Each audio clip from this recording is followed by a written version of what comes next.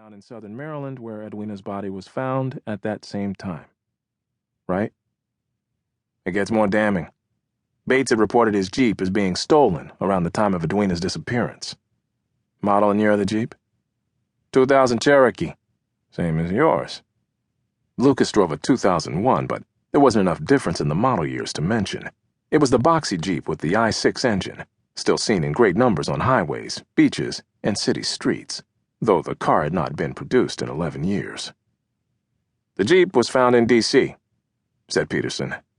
It had been doused in an accelerant and lit on fire. The mobile crime lab guys had little to work with. No shell casings were found, no prints, no hair follicles.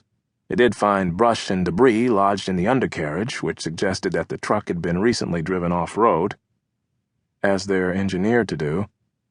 How'd the police find Edwina's body? The GPS coordinates led them to a farm alongside acreage that was heavily forested. They observed tire tracks on a dirt road leading into the woods. The imprints matched the tread patterns on the tires of the burned Jeep. How'd they find Edwina exactly? Technology got them to the area. Nature led them to the body. The detectives saw buzzards circling over the treetops. They eyeballed the general location of the buzzards and walked into the woods. Edwina had been shot once behind the ear at close range. Small caliber slug in her brain pan. She'd been picked over by the wildlife pretty thoroughly. In the file, Peterson found several photographs, original size and blown up, and pushed them across the desk to Lucas. The photos were of the tire tracks found in Charles County. "Notice anything?" said Peterson.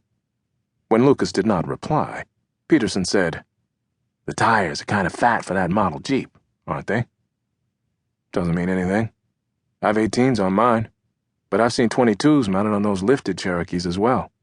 Lucas stared at one of the photographs. There was something there, but the reveal was yet to come. "Can I walk with these? I made this file for you. I've got the state's discovery material as well if you want to have a look at it here in the office. 350 pages worth." "I was going to grab some lunch." "Stay here and read some of the material. I'm going over to Carmine's on 7th. I'll bring you something back." "Calamari with red sauce, please." Peterson waved his hand dismissively. "Peasant food." "Don't sleep on squid," said Lucas. "It sounds like they got your boy Bates dead to rights." "Not yet," said Peterson. "But I'm playing an away game. The trial's in La Plata. I've never worked in that courtroom, and I don't know any of the black robes down there. I need your help. Anything you can give me." "You think Bates murdered her?" "That's irrelevant to me." "What would be his motive?" "Edwina's mother claimed that Edwina was trying to break up with him, that she decided she was done running around with a married man." "Possible scenario? Bates couldn't deal with the breakup? If she didn't want to be with him, she wouldn't be with anyone else. Something like that?" Lucas stood. His back was beginning to feel the discomfort of sitting in one of the hard chairs on the uneven planked hardwood floors of Peterson's office. The attorney refused to modernize the rooms of the 19th century row house, set on a corner of 5th and D, near the federal courts. He said he preferred to keep its integrity intact. "Between the buttons," said Lucas, as it came to him, looking at Peterson's shirt and tie.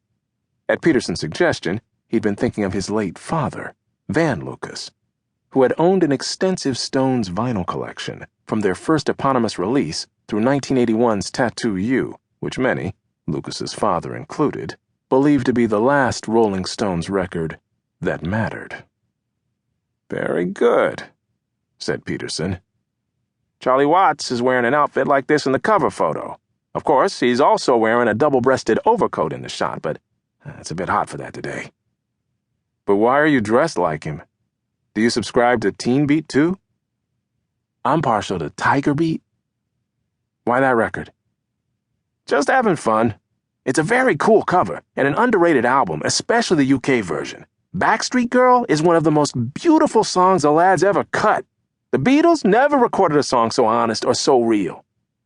Lucas had no skin in the Beatles versus Stones game and offered no argument. In musical matters, particularly classic rock, he deferred to Peterson, who played no instrument but was a bona fide music freak. A few months back, he had taken his annual trip to Jazz Fest, where he typically took